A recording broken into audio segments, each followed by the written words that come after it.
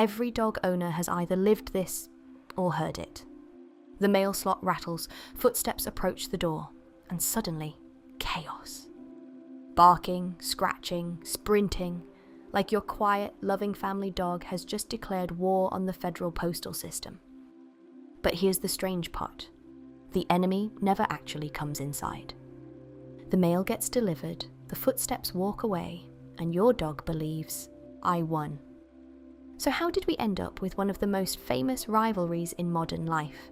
Dogs and postmen? The answer goes back further than you think. The early days, dogs as property guardians. Long before suburban mail routes and front porches, dogs had jobs. For thousands of years, humans selectively bred dogs not just for companionship, but for purpose. Some herded livestock, some hunted, some pulled sleds, and many guarded property. As societies industrialized in the 18th and 19th centuries, especially in Europe and North America, urban neighborhoods expanded. Homes were closer together, fences were common, and territorial guarding became a valuable trait.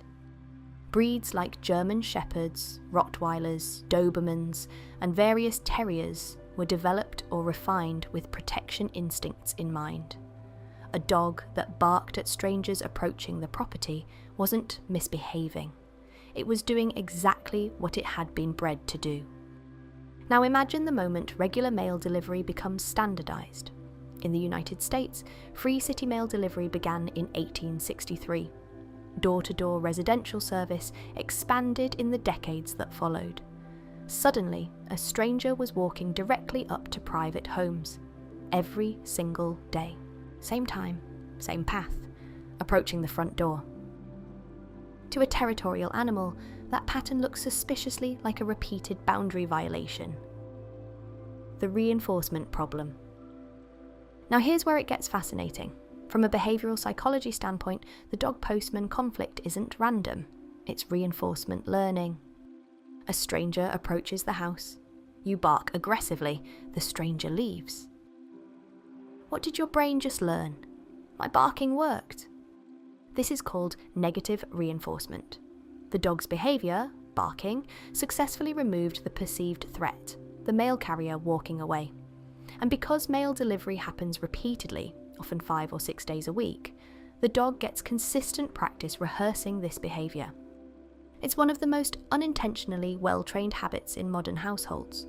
The dog barks, the person retreats. Victory confirmed, again and again.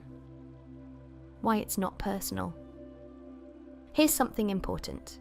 Dogs don't hate postmen. They don't understand uniforms. They don't hold grudges against government employees. What they react to is predictable approach patterns, direct movement towards the door, eye contact, repetition. Mail carriers follow extremely consistent routes and routines. That consistency makes them stand out. To your dog, this is not a random passerby. It's the same intruder returning daily. In canine communication, direct approach toward territory is bold behaviour. Combine that with someone placing an object into the home, a mailbox, a slot, a parcel, and you have a perfect storm for territorial arousal. It's instinct, not malice. When the conflict becomes real. Historically, dog bites involving mail carriers became common enough that postal services began tracking them. In the United States alone, thousands of postal workers report dog-related incidents each year. This led to formal safety training programs teaching carriers how to read canine body language, avoid triggering movements, and carry deterrence when necessary. And here's something most people don't realise. The majority of bites happen not because a dog is aggressive in general, but because of territorial context.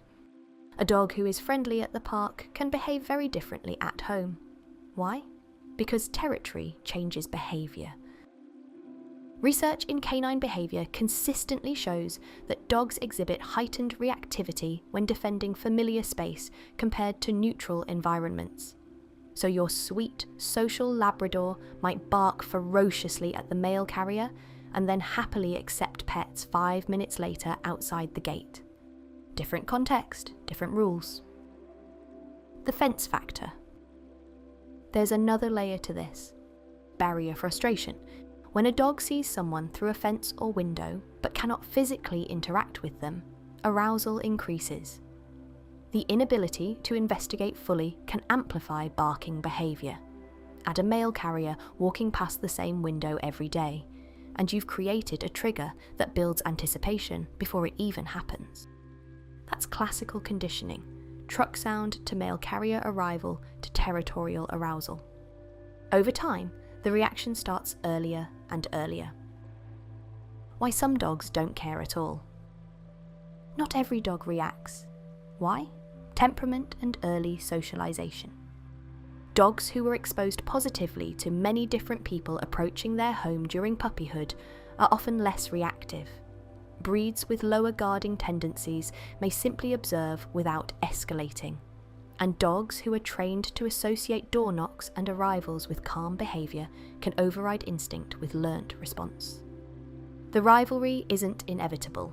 It's a mix of genetics, environment, repetition, and learning history. The modern twist.